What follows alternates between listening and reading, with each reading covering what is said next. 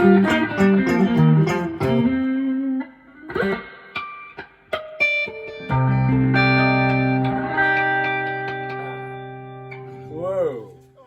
Okay guys, hi, welcome to the Bob and Ramon show, and here is Bob, and with me is me. How you doing? him again. So, number 2 in our sections from up north, and from our friend Simon's collection of fantastic old guitars. Yeah. And this time, we've got some thin lines.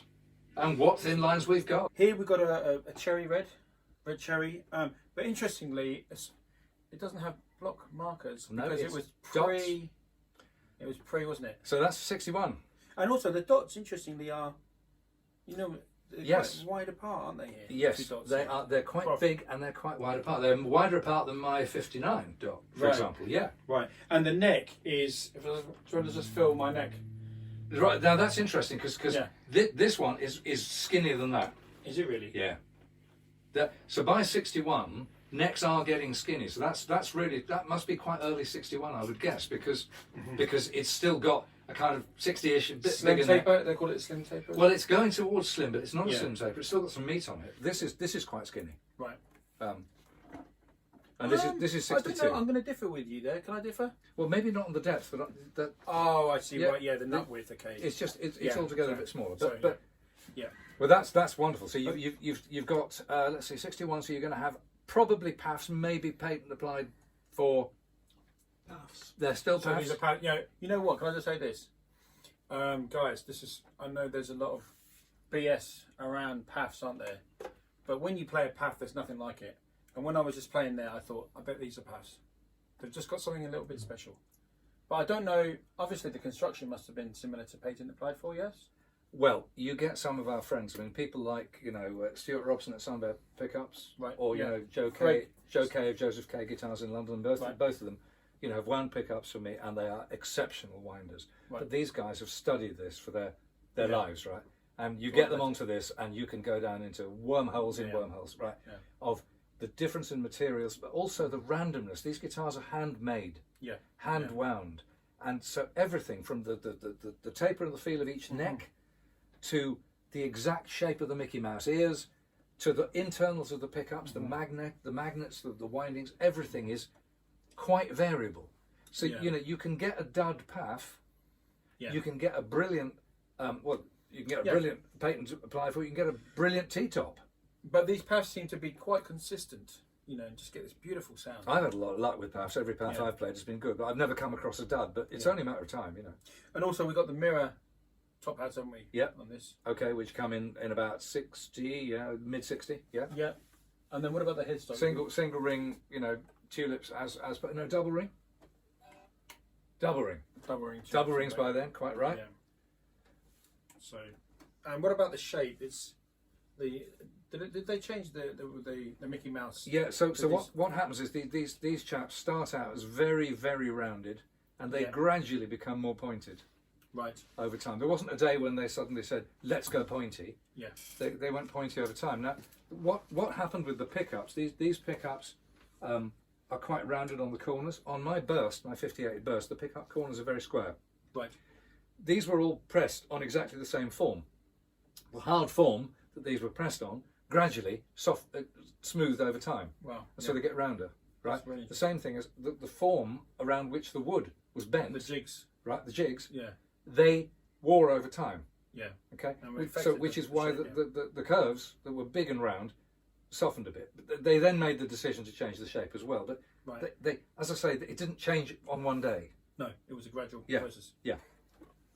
So those, Okay, what do we have here then, Bob? So this is a 345 from 62 in, again, ridiculous condition. I mean, just Yeah, that looks new. That looks the new, neck yeah. is showroom, it's got a very interesting colour to it. It's a yellow to brown sunburst, which is kind of right, but there's definitely more pink. It's pinker. These are usually quite yellow and black. Yeah.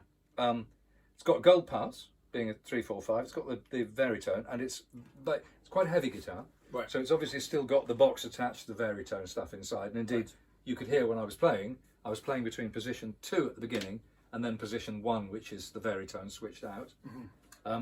I've never played a guitar with a veritone that had such interesting tones on the veritone. Normally I don't like them. Yeah. But this is very, very sweet. Should we just go? Do you want to go through? If I play Thriller's Gone in C minor, yeah. Okay, so let's see where we're. So. Right, so that's position 1. Position number 2.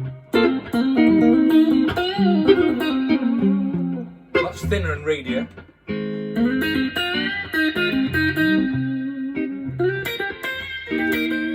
Again, different sound. Now 4.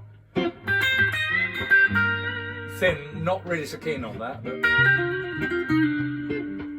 I think I've heard B.B. King with that very sound.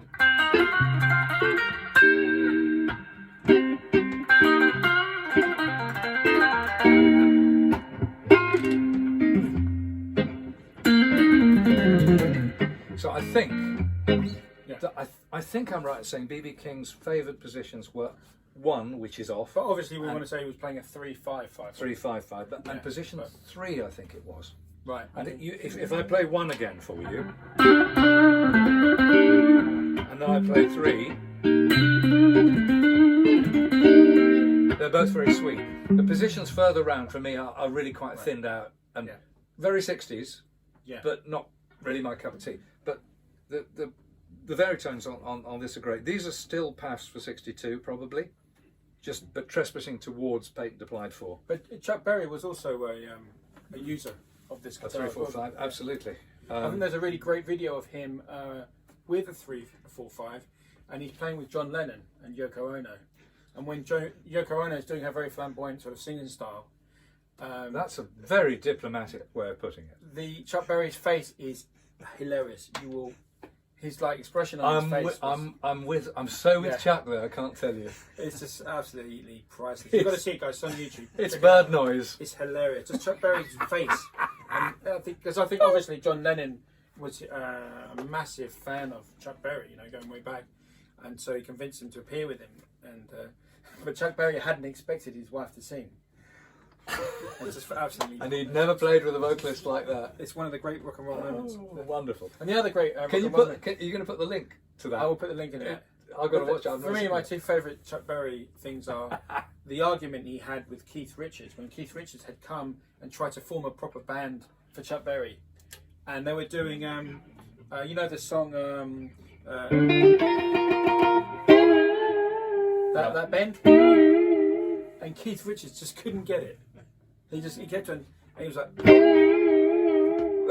and then Chuck Berry would be going, look, you want to get it right? Let's get it right. And Keith Richards just couldn't do it, But it's it's hilarious. I'll put the links for both. But this is, Chuck Berry was all about. First of all, he was always about being paid, and secondly, a lot of musicians, they had to scrap really every moment of their lives to get the gigs, hustle the gigs, get paid, all the rest of it.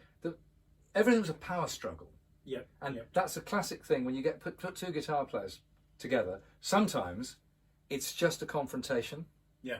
Too often, unfortunately, and it's a bit like, my dick's bigger than yours, I can play more. And that's a real kind of, come on, you're in the Rolling Stones, you're a big star, and you can't even go, Yeah, that's, but I mean, it's hard. It's a lot harder than you think, because a lot of people think Chuck Berry's going to be easy. It's just going to be, Yeah,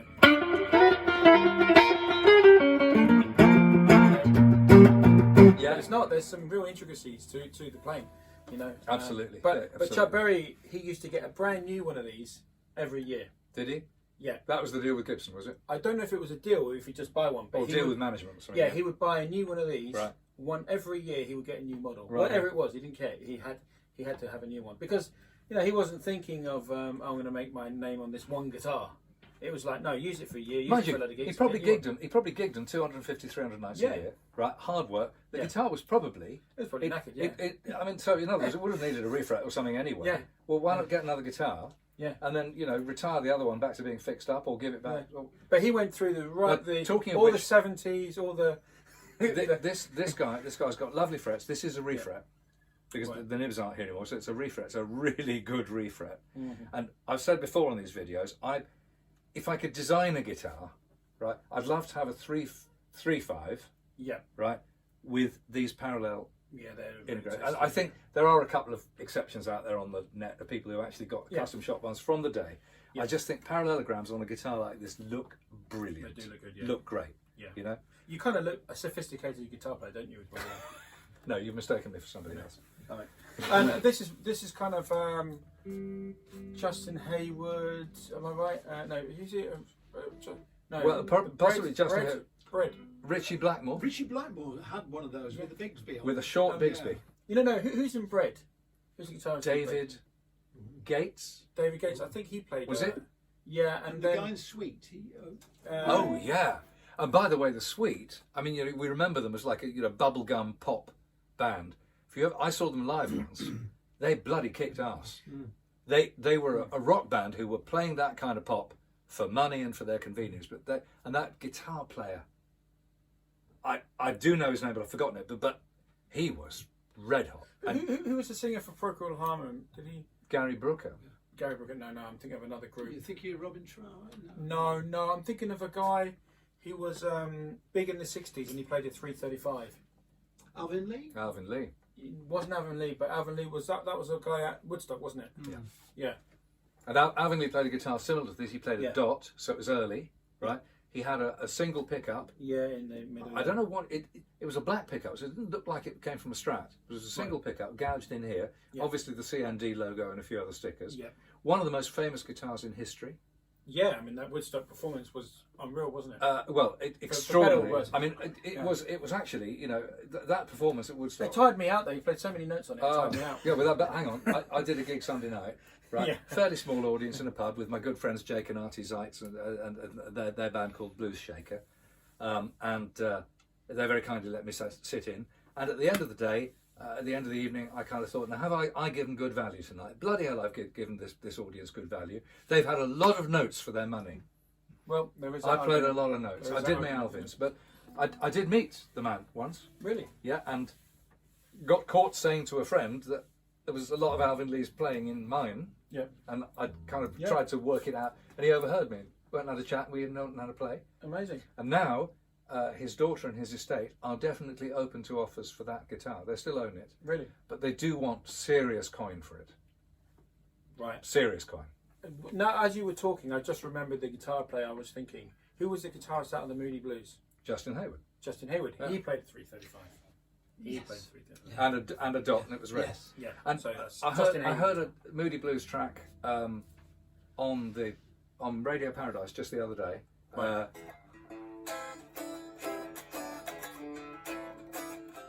Played very badly. That's how it goes. I forgot what the song was called. Right. The Moody Blues were mainly known for that kind of super smooth kind of church music with a rock backing. Was it Nights in White Satin? Well, yeah, that was their first hit, Yeah. and then all that very produced and choral Yeah, stuff. yeah. But if you listen to the instrumentation, you listen to the bass playing, you listen to the guitar playing, it's all there. He's good players, good players. And he was a real 335 man, wasn't he? He was. Still, and I mean, he's like all of us. He's getting on a bit, but he was still playing until recently, Right. and still playing 335, and really playing well. Yep. Yeah.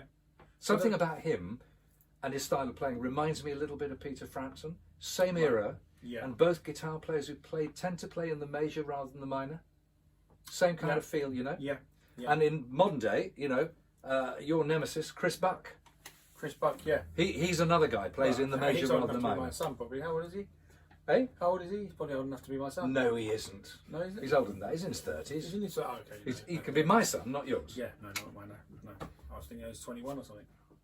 Nah. No. He's in his 30s. Great player. But Great player. Yeah, so there you go. 335, beautiful example in a 345. 345. We're very lucky to witness these guitars today, and I hope you're going to check out the next video. There's one more before there's one more thing to say. Yep. All right, it's a geeky Bonamassa thing. That is a regularly strung one. This That's my way. is top wound. Okay, the strings are wound over the top of the bridge. And do you know who else did this? Mick Taylor. Mick Taylor, did he? Yeah, I've got a photograph of Mick Taylor. Because I've always talked about it because I like it because I feel that the strings are more slinky. I don't do it for tonal thing. I only do it for bending, because I normally play 11. And actually, this guitar is evidence of that. This is very slinky. Yeah. Yeah. But I noticed doing some research on a video I'm making about the history of his guitars, which is currently in process. he top wraps. Not all the time, but there's photo Yeah, evidence yeah. of him top wrapping. Interesting. On a Les Paul. Interesting. And lots of people have tried it over history. And BB tried it once upon a time, way back in the day. Really? Yeah, there's all kinds of people have Yeah. experimented, as you will, you know. Well, Freddie King would have done, because he couldn't. There was no alternative on his 54. Oh well, yeah, but that was a wraparound, so you Yeah. had to top wrap. But there you go. Unless you had a 52 and that was under wrapped, and that was a whole nasty other story. But there you go. But anyway, when you're watching further episodes from this same shoot, but we haven't shot it yet, and you aren't seeing it yet, but there are Yeah. going to be some more mentions of that kind of geekery. Yeah, coming I'm up. a fan of top wrapping. He's not. Well, it's not that I'm really against it. I've tried it. For me, it didn't make any particular difference. But actually, Right. on this guitar, I can really feel it does. Yeah. It's very easy to bend. Yeah. Right. There you go. So maybe guitar to guitar, it's Yeah. different. Yeah. Thing. Anyway, a little bit of geekery before we sign off. So it's good. It's good night from him. Even though it's still the middle of the afternoon, it's actually about 1:30 where we are now. But most of our fans are American, so it's. And hasta la vista, baby, from me. Until next time, cheerio. Hasta luego. Ciao.